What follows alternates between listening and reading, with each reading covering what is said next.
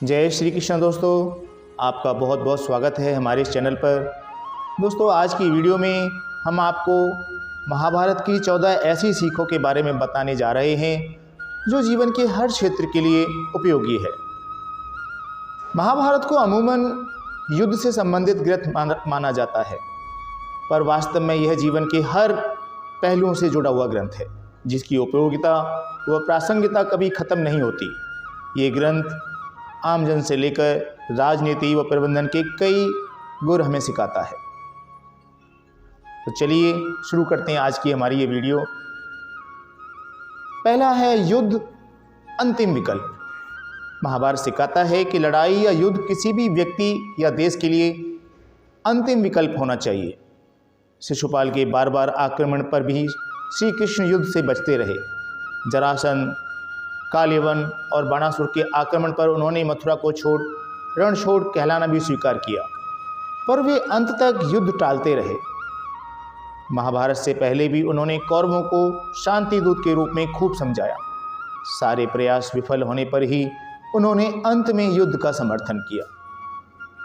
Number 2, अधूरा ज्ञान नुकसानदेह साबित हो सकता है। महाभारत बताता है कि अधूरा ज्ञान खतरनाक होता है। अर्जुन के पुत्र अभिमन्यु ने मां के गर्भ में चक्रव्यूह में घुसने का ज्ञान तो पा लिया, लेकिन उससे निकलने की जानकारी नहीं मिली। ये अधूरा ज्ञान ही उसके लिए प्राणघातक साबित हुआ। महाभारत के युद्ध में उसकी मौत चक्रव्यूह में फंसने से ही हुई। इसलिए हमें अपने कार्य क्षेत्र का पूरा ज्ञान होना चाहिए। नंबर 3, जुए से हमेशा दूर रहें।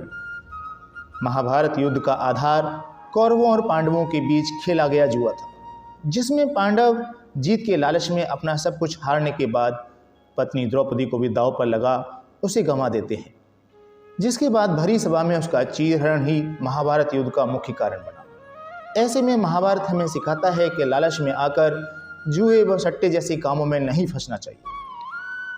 नंबर 4, हमेशा सत्य व नीति के साथ रहो। महाभारत हमें सत्य व नीति का साथ देना सिखाता है।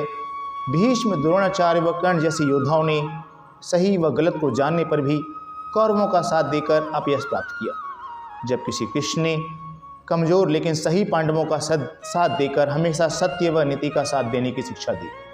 पांडवों की जीत ने यह भी साबित किया कि अंत में विजय सत्य की ही होती है। नंबर 5, हमेशा दोस्तों व मित्रों का साथ दो। महाभारत दोस्ती की भी अनूठी मिसाल है। भगवान श्री कृष्ण ने अपने मित्र अर्जुन की हर परिस्थिति में सहायता की। महाभारत युद्ध में सारथी की भूमिका निभाकर गीता का उपदेश देकर सही रास्ते पर चलने की शिक्षा भी दी। महाभारत में कर्ण व दुर्योधन की मित्रता भी यह सीख देती है कि दोस्त यदि गलत है तो उसका साथ नहीं देना चाहिए, वरना उसकी गिनती खलनायकों में होती है और वह अपयश का भागी होता है। नंबर 6, संतान का अनुचित मोह हमेशा गलत होता है। धृतराष्ट्र ने बेटे दुर्योधन को राजा बनाने के लिए उसके हर पाप में साथ दिया। उसके मोह के कारण ही महाभारत के युद्ध की नौबत आई। यदि वह निष्पक्ष होकर युधिष्ठिर को राजा बना देता या उन्हें संपत्ति में हिस्सा दे देता तो विनाशकारी महायुद्ध बच सकता था, पर उसने ऐसा नहीं किया, जिसका खामियाजा उसे अपने 100 बेटों की मौत से चुकाना पड़ा। ऐसे में महाभारत सिखाता है कि पुत्र मोह में फंसकर उसके गलत कार्यों का समर्थन कभी नहीं करना चाहिए। नंबर 7, व्यक्ति को हमेशा अपने लक्ष्य पर ध्यान रखना चाहिए। धनुष विद्या प्राप्त करते समय गुरु द्रोणाचार्य ने जब पेड़ पर पक्षी को निशाना बनाने को कहा तो सब शिष्यों ने पक्षी के अलग अलग अंगों को देखे जाने की बात कही, पर अर्जुन ने केवल उसके आँख को लक्ष्य कर केवल वही दिखने की बात कही। इसी तरह द्रौपदी के स्वयंवर में भी अर्जुन ने केवल मछली की आँख को ही लक्ष्य बना उसे भेद दिया। इससे साबित होता है कि अपने लक्ष्य पर केंद्रित रहकर ही मनुष्य सफल हो सकता है। नंबर 8, किसी का हक मत छीनो। महाभारत दूसरों का हक नहीं छीनने की सीख भी देता है।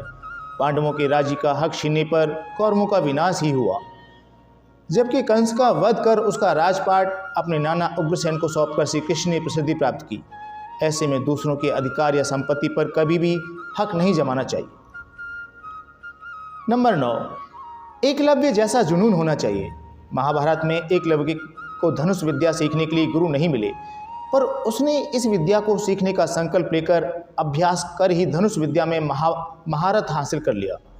ये कथा हमें सीख देती है कि मनुष्य अभ्यास, मेहनत व संकल्प से किसी भी क्षेत्र में सफलता हासिल कर सकता है। नंबर 10, कर्म करने की सीख हमेशा होनी चाहिए। भगवत गीता भी महाभारत का ही हिस्सा है, जिसमें श्री कृष्ण ने काम, क्रोध व लालच से दूर रहते हुए कर्म करने की अनूठी सीख दी। उन्होंने कहा कि मनुष्य को अकर्मण्य, आलसी या निष्क्रिय ना रहते हुए वर्तमान में जीते हुए निष्काम कर्म करते रहना चाहिए। गीता के उपदेश आज भी प्रासंगिक होने की वजह से आम जीवन से लेकर मैनेजमेंट की कक्षाओं तक पढ़ाई जा रहे हैं। नंबर 11, नैतिक मूल्यों की शिक्षा होनी चाहिए। महाभारत पग पग पर नैतिक मूल्यों की शिक्षा देता है। जैसे अनुशासन पर्व में पितामह भीष्म ने कहा कि भूमि के समान कोई दान नहीं, माता के समान कोई गुरु नहीं, सत्य के समान कोई धर्म नहीं और दान के समान कोई पुण्य नहीं है। यदि इन मूल्यों को स्वीकार कर लें तो समाज से जमीन जायदाद के झगड़े, माता पिता की दुर्गति, गरीबी जैसी समस्याएं दूर हो सकती हैं। नंबर 12, राजनीति की सीख। महाभारत राजनीति की शिक्षा भी देता है। यह ग्रंथ सिखाता है कि अन्यायपूर्ण किया गया शासन ज़्यादा समय तक नहीं ठहरता। राजा को हमेशा धर्मपूर्वक शासन करते रहना चाहिए। समानता, स्वतंत्रता व न्याय तक सबकी पहुंच होनी चाहिए। ऐसा नहीं होने पर शासक का कंस व कौरवों जैसा हाल होता है। नंबर 13, आत्मनिर्भरता की सीख।